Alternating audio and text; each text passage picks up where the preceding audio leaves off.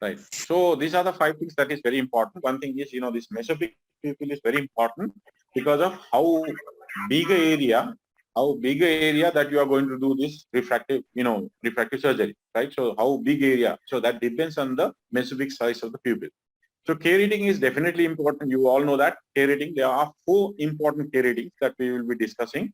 And then what happens? The percentage of tissue altered, PTA value, is very, very important. If it is PTA value is less than 0.4 or 4%, 40%, less than 40%, that will be much better. So how we are going to calculate this PTA value, we are going to discuss.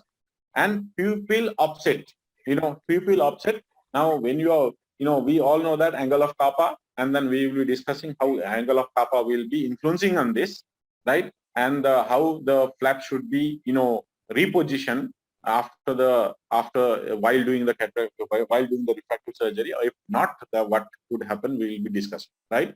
Are you clear about this? One is refractive error. Definitely, you know that mesopic pupil size. There are pupillometers. Otherwise, there are autorefractometers which has been developed now, right?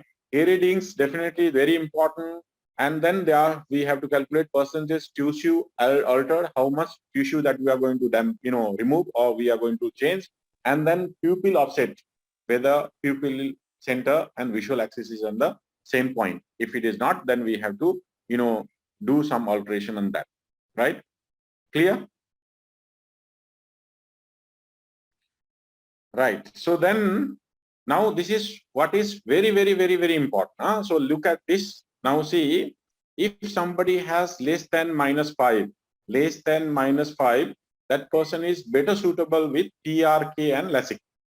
PRK, photorefractive keratomy, and LASIK, right? And people who are more than 5 up to 8, that is better to do PRK still, okay. Up to 6 PRK is fine, right? LASIK is better than PRK in this condition. And, a phakic IOL could be more advisable also in some condition. So if it is more than -8, phakic IOL and clear lens extraction, right? Clear lens extraction is more advisable, right?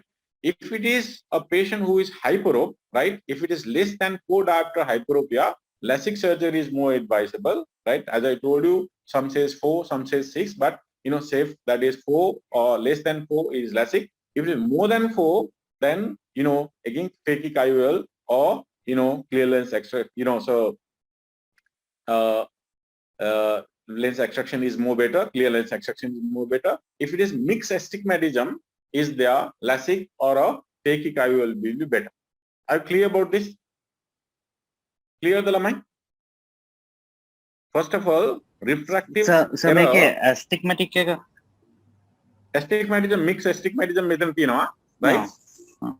Okay, mixed astigmatism otherwise, if it is like sort of a, if it is a all astigmatism, whatever the astigmatism that we will discuss, all those astigmatism will be converted into minor cylinder form, and then the LASIK will be taken place. So you will see that in no hyperopic, plus form of, this thing will not be corrected, right? So that you will be correcting with all those minor cylinder form way. So because of what happens, basically your, all these